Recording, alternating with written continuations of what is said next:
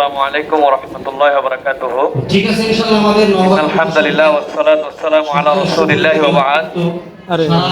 আল্লাহ রাব্বুল আলামিনের কাছে আমরা কৃতজ্ঞ হচ্ছি যে আল্লাহ রাব্বুল আলামিন আমাদেরকে এই ভর দুপুরে রোদ গরম এইগুলো সব উপেক্ষা করে সন্তানদেরকে এখানে যেরকম আমরা প্রতিষ্ঠানে পাঠিয়েছি, এরপরে আমরা বসে বসে অপেক্ষা করছি একটাই উদ্দেশ্য, যে আমরা দ্বীনের কিছু নসিহা শুনবো।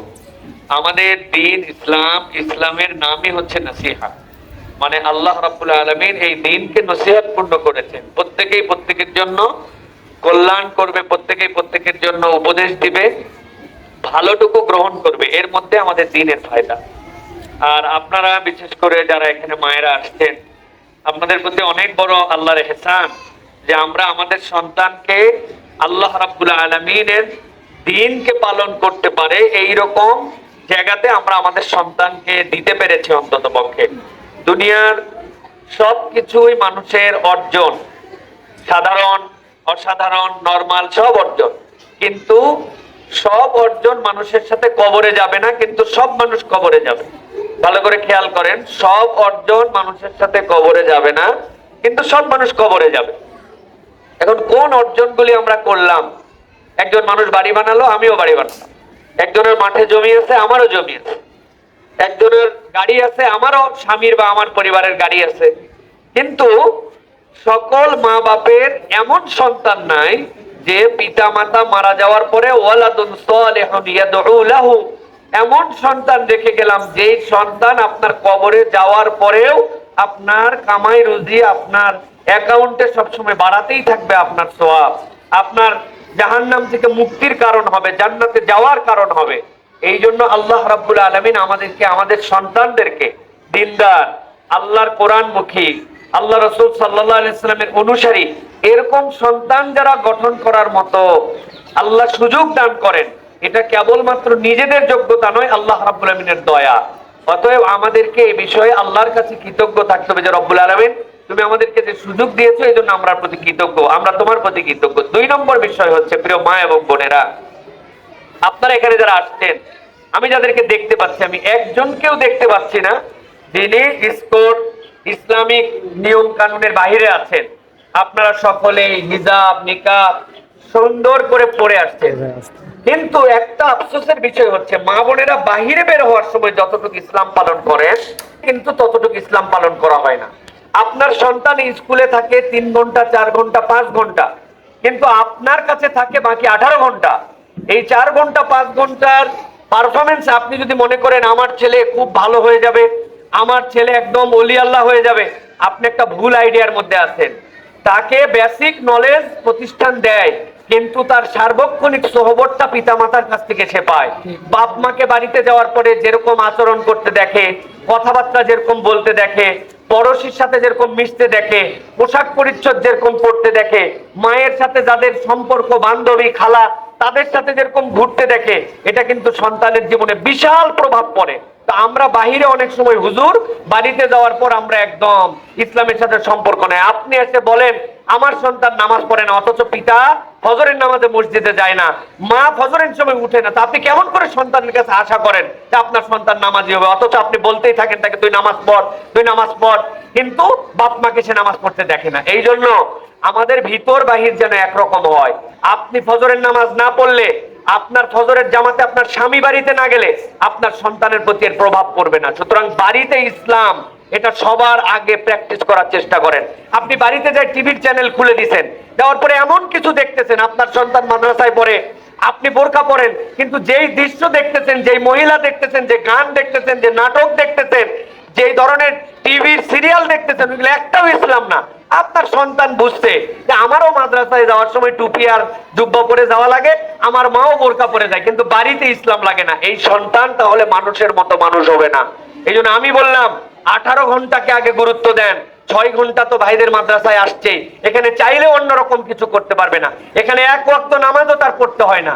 ফজর আপনার ওখানে পড়ে আছে, জোহর যে পড়ে, আসর মাগরিব এশার খবর নিবে কে তাহলে? এই জন্য বলবো ভিতর বাহির মা বোনের এক করেন। দ্বিতীয় 3 নম্বর কথা, আপনি সন্তানকে কোরআন শিখাচ্ছেন, অথচ আপনি কোরআন ঠিক মতো পড়তে পারেন না। আপনারা এখানে এসে বসে থাকেন, আমি মাদ্রাসার আমাদের ভাইকে বলবো যে মহিলাদের জন্য আলাদা আয়োজন করেন। ওনারা যতক্ষণ এখানে বসে থাকবে ফাও ফাও সন্তানকে নেওয়ার জন্য বসবে না। দিন শেখানোর জন্য ন্যূনতম ব্যবস্থা করেন একজন মহিলা টিচার দিয়ে। নামাজটা ঠিক আছে কিনা, আপনার পাকসাপের বিধান জানে কিনা। এখন পর্যন্ত ফরজ গোসল হলে কেমন করে ফরজ গোসল আদায় করতে অনেক মা বোনেরা জানে না, নামাজের ভিতরে সূরা কেরাতের অর্থ জানে না। তো এই সময়টুকুকে শুধুমাত্র গল্প করা, গীবত করা, নানান ধরনের এই সেই বাজে আলাপ, 5 জন মহিলা এক হলে তো দুনিয়া উদ্ধার করে ফেলেন আপনারা। এমন ধরনের গল্প করেন যেটা মানে একদম নিজের আমল নামারও বরবাদ হয়ে যায়। বুবু দেখছি সুমুখে আসছে, কি একটা ভাব, অযথাই বলতেছে 2 জন মিলে, বলে উনি নিজে গুনাহ কামাই করতেছে। এটা হচ্ছে আমাদের মা বোনদের মধ্যে অনেকের মধ্যে এই খাসলত আছে। এই জন্য এই সময়টুকু কাজে লাগান। আপনি আল্লাহর কাছে বলতে পারবেন সন্তানকে দিয়ে আসছিলাম আর তারপরে কিছু সময় বসেছিলাম, এই ফাঁকে আমি একটা 2টা সূরা নতুন মুখস্থ করে ফেলছি। তাহলে আল্লাহর কাছে একটা প্রোডাক্টিভ সময় হিসাবে এটা আমাদের কাজে লাগবে। আমি 3টা দিকে আপনাদের মনোযোগ আকর্ষণ করলাম। 1 নম্বর, আল্লাহর কাছে সবসময় কৃতজ্ঞ হবেন, দোয়া করবেন, আল্লাহ আমার সন্তানকে যে দিছি বাংলাও শিখবে, ইংরেজি শিখবে, সাথে দিন শিখতেছে, এটা তোমার দয়া। তুমি এই দয়াটা তার জীবনে আমাদের জীবনে কন্টিনিউ করো। আমার মৃত্যুর পরে, আমাদের মৃত্যুর পরে সন্তানকে আমাদের নাজাতের ওসিলা বানাও।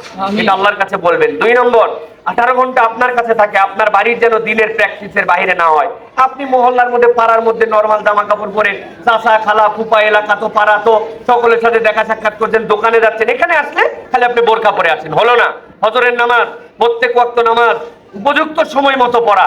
দুনিয়ার কাজ একদিক, আজানের পরে আর কোনো কাজ থাকবে না মহিলার, আপনি ওই নামাজের ওয়াক্তে পড়বেন, তাহলে সন্তান আপনার জন্য তাহলে এটা একটা আদর্শিক সন্তান হবে।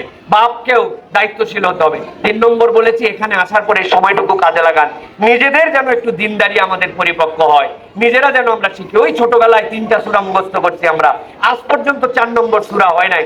আমার সন্তানকে হাফেজ বানাচ্ছি, আমার 4 নম্বর সূরা হয় নাই। কেন? আপনার আমার লাইফের যে প্রভাব এটা সন্তানের উপরে পড়ে।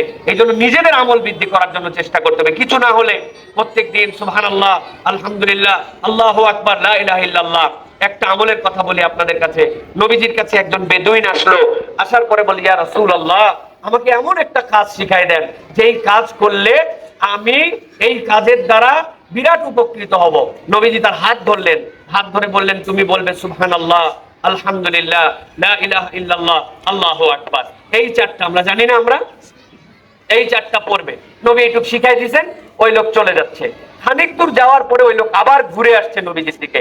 নবীজি তার ঘুরে আসা যখন, ওই ঘুরে আসা দেখে নবী করিম সাল্লাল্লাহু আলাইহি ওয়াসাল্লাম পৌঁছানোর আগে সাহাবীদেরকে বলছেন, এর ভিতরে কি জানি একটা কথা মনে হয়েছে, এই জন্য সে আবার ঘুরে আসতেছে। নবীজি এটা বলে হাসতেছেন, আর ওই বেদুইন তখন ঘুরে ঘুরে নবীজির কাছে আসছে। আসার পরে বলি, ইয়া রাসূলুল্লাহ, আপনাকে বললাম এমন কিছু একটা শিখাই দেন যেটা আমার একটা উত্তম কাজ হবে, কিন্তু যা শিখাইছেন এগুলো তো সব আল্লাহর, তো আমার কি লাভ হলো? সুবহানাল্লাহ, সুবহানাল্লাহ, আলহামদুলিল্লাহ, লা ইলাহা ইল্লাল্লাহ, আল্লাহর তাসবিহ, এগুলো বললে আল্লাহ রাব্বুল আমিনের জন্য, আমার জন্য কি লাভ হলো? নবীজি হেসে দিয়ে তার হাত ধরে বললেন, ও আমার সাহাবী, শোনো, তুমি যখন এই 4টা তাসবিহ পড়বা, পড়ার পরে যখন তুমি 3টা দোয়া আল্লাহর কাছে করবা, আল্লাহুম্মা রযুকনি, আল্লাহুম্মা রহামনি, আল্লাহুম্মা গফিরলি, হে আল্লাহ তুমি আমাকে ক্ষমা করো, তুমি আমার প্রতি দয়া করো, আর তুমি আমাকে মাফ করো। তুমি আমাকে ক্ষমা করো, তুমি আমার প্রতি দয়া করো, তুমি আমার রিজিক বৃদ্ধি করো। এই 3টা যখন তুমি এই তাসবিহ পড়ার ফাঁকে ফাঁকে পড়বে, আল্লাহ তোমার এই ডাকে সাড়া দিবেন। তাহলে আমরা অযথায় বসে থেকে ফাউল গল্প না করে এটাও তো করতে পারি, 100 বার সুবহানাল্লাহ পড়ছি, আলহামদুলিল্লাহ পড়ছি, আল্লাহু আকবার পড়ছি, লা ইলাহা ইল্লাল্লাহ পড়ছি, এরপরে বলছি, আল্লাহ তুমি আমার রিজিকের সমস্যা দূর করে দাও, আমার সন্তান পড়ালেখা করতেছে, তার যেন দুনিয়ার কারো দিকে মুখাপেক্ষী না হতে হয়, আল্লাহ তুমি আমার পরিবারের প্রতি দয়া দান করো, হে আল্লাহ, আর তুমি আমাকে মাফ করে দাও, আমার বাপ মাকে মাফ করে দাও। ফাউল কথা, উল্টা পাল্টা কথা, গীবত গিল্লার কথা না বলে এরকম তাসবিহ পড়লেও আমাদের জন্য বিরাট ফায়দা। অতএব আমরা আমল করার চেষ্টা করি, আমাদের সময়কে কাজে লাগানোর জন্য চেষ্টা করি। আর কখনো হীনমন্যতায় ভুগবেন না, আমার বাচ্চাকে মাদ্রাসায় দিয়েছি কি হবে না হবে। আপনার আমার বাচ্চাই সবচেয়ে বড় অলরাউন্ডার। ভালো করে খেয়াল করেন, অলরাউন্ডার বললে আপনারা তো বিভিন্ন ক্রিকেটারের নাম মনে করেন, প্রকৃত অলরাউন্ডার আমাদের বাচ্চারা। আপনার বাচ্চাকে বলবেন, আমার সোনার বাংলা কোন দিক থেকে পড়ো, বাম থেকে ডানে পড়ে, বলে তুমি পড়ো ইন দ্য নেম অফ আল্লাহ, কোন দিক থেকে পড়ো, বাম থেকে ডানে পড়ো। আবার বলবেন, বলো বিসমিল্লাহির রহমানির রহিম, ও বিসমিল্লাহ পড়বে, ও ডান থেকে বামের দিকে পড়বে, লিখতে পারবে ডান থেকে বামে, বলতে পারবে বাম থেকে ডানে, দেখতে পারবে ডান থেকে বামে, উভয় দিক থেকে লিখতে পারে, দুনিয়ার সব বিদ্যা জানে, সাথে কোরআন জানে, আরবি জানে, আল্লাহর কালাম জানে। অথবা আমাদের সন্তানরা হচ্ছে প্রকৃত অলরাউন্ডার। অলরাউন্ডার, কখনো হীনমন্যতায় ভুগবেন না। আল্লাহ ওদেরকে দুনিয়া আখিরাতে কামিয়াব করবে ইনশাআল্লাহ। ইনশাআল্লাহ। আল্লাহ আমাদেরকে, আমাদের পরিবারকে, আমাদের বাচ্চাগুলোকে যেন আমাদের চোখে শীতলতা বানায় দেন। আল্লাহ রাব্বুল আলামিন যেন আমাদের পরিবারের মধ্যে বরকত দান করেন। আমাদের এই সন্তানগুলো যেন আমাদের চোখকে উজ্জ্বল করে, আমাদের সমাজকে উজ্জ্বল করে। আল্লাহ রাব্বুল আলামিন মা বাপ যারা তাদের মনের নেক মাকসুদ নিয়ে সন্তান দিয়েছেন, আল্লাহ যেন তাদের মনের নেক আশাগুলো পূরণ করেন। হাদা মা ইনদি ওয়াল ইলমু ইনদাল্লাহ। সুবহানাকাল্লাহুম্মা বিহামদিকা লা ইলাহা ইল্লা আনতা আস্তাগফিরুকা ওয়া আতুবু ইলাইক। আসসালামু আলাইকুম ওয়া রাহমাতুল্লাহি ওয়া বারাকাতুহু।